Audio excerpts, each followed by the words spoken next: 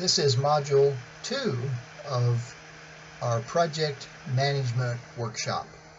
And again, I welcome you to the course, and please write your questions down so that we can discuss them during our live online session. Today, we're going to talk about project objectives and goals. And these objectives and goals are important.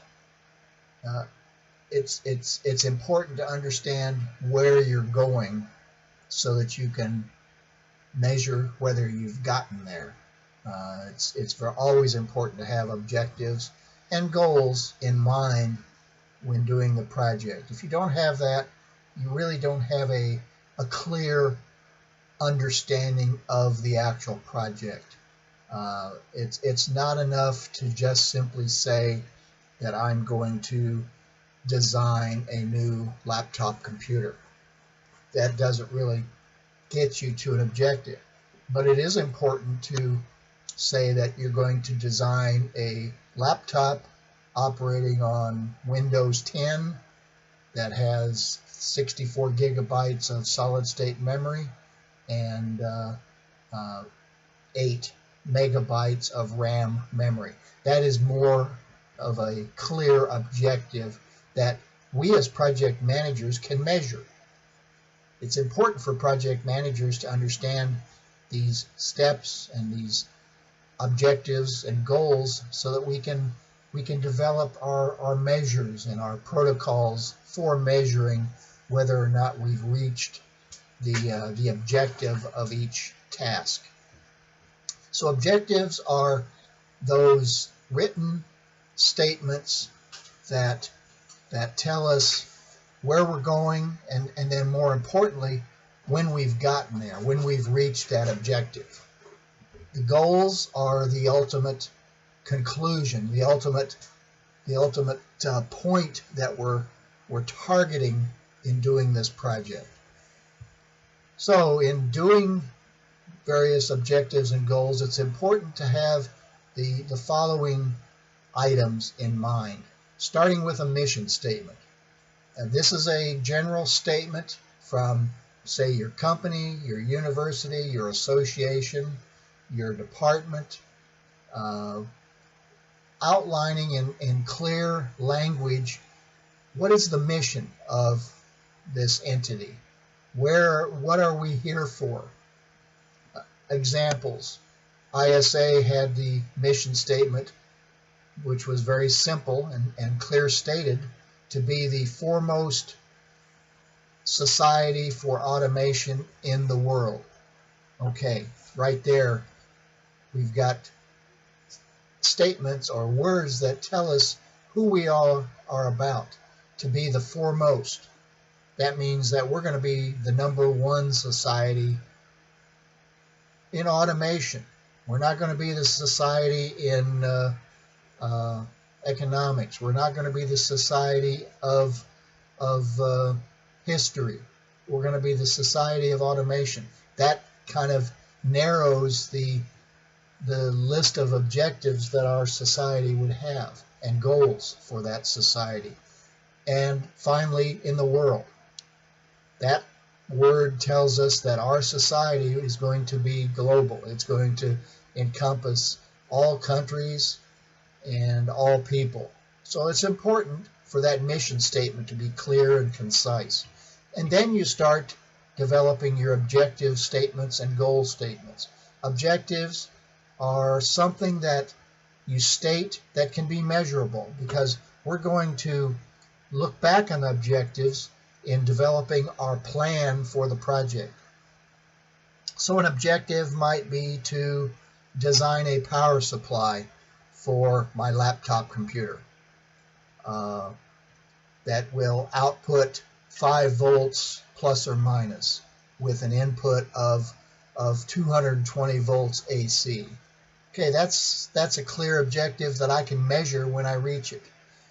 For let's say you're in economics, to develop a survey to understand the economics of a specific neighborhood in St. Petersburg, Russia. So those are clear, measurable objectives. Goals are a little bit more refined statements about where these objectives are going to end up. For our laptop example, the goal is to design and build a new laptop computer. The objectives are all those things that go into that goal.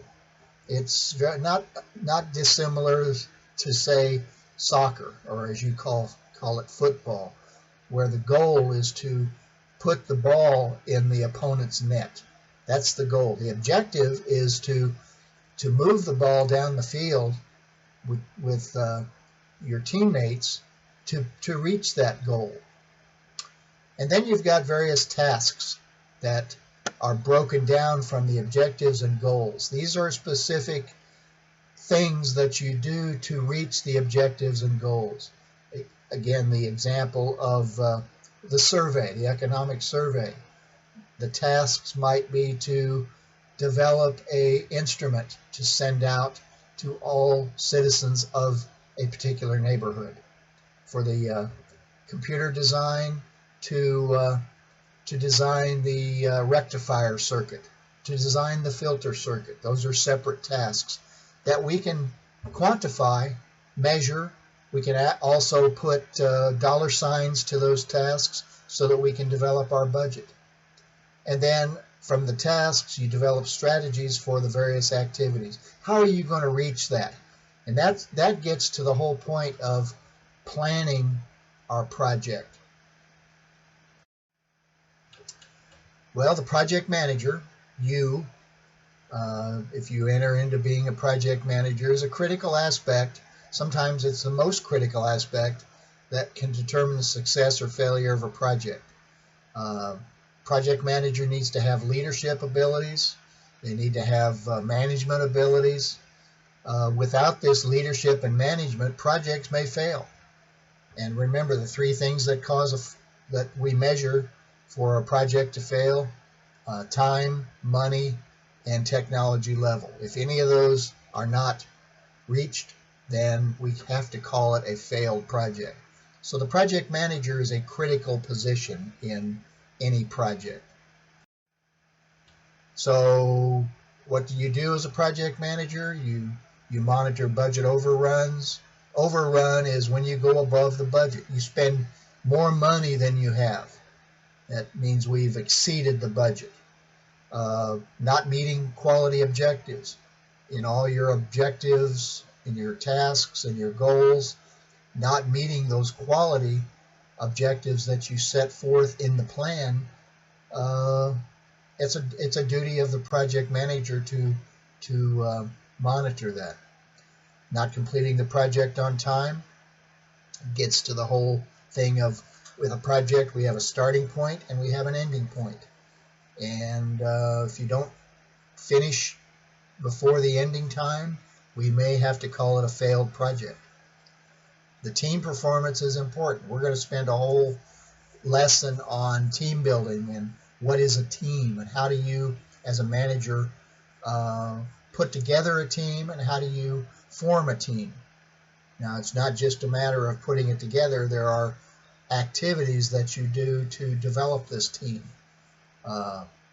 You put soccer players, 11 soccer players together. That's not a team. It's when they start working as a cohesive unit that they become a team. And then the project manager needs to allocate the resources. They need to provide the team members with those resources to do the project successfully. Traits of a project manager. These are things that you as a project manager should possess. Various skills, abilities, things that you should have. And if you don't have those, you can work on them. You can develop your leadership ability. Now, leadership is different than management. Management is essentially moving things to the best of your ability to complete the project. Leadership is your ability to lead those team members, to provide the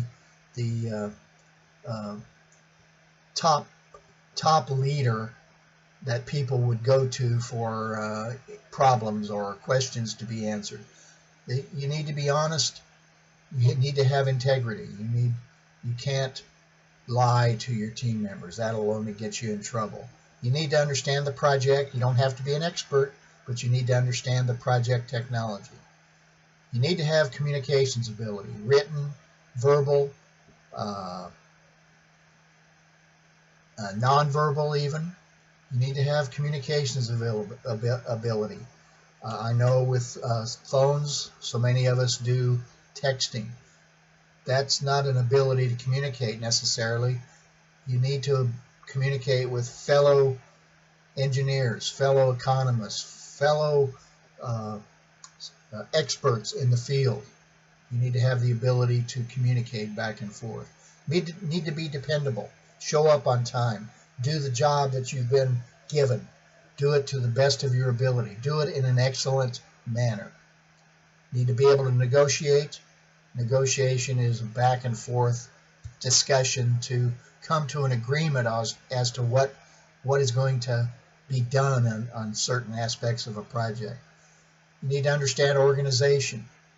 You're going to work in a company, you're going to work in an institution. You need to understand that institution because it'll provide some of the answers to the questions that you may have. Decision making, you need to be able to make decisions. Need to have business management experience. Understand what type of manager you are, what type of leadership you possess. And then finally, any management job that you ever do, you're going to have a high level of energy and enthusiasm. You're going to have to be motivated. You're going to have to be excited about this job. And it's going to take, as a manager, a lot of your time. You're not going to just work an 8-hour day. You're going to work maybe, I put in many 48-hour days in my life where you sleep when you can because the work has to get done. So that requires a lot of energy. So that means you've got to understand your body and when it gets tired, what can you do? You can't. Well, you've got to have this energy and enthusiasm. This will conclude our discussion today. But I want you to think about these questions.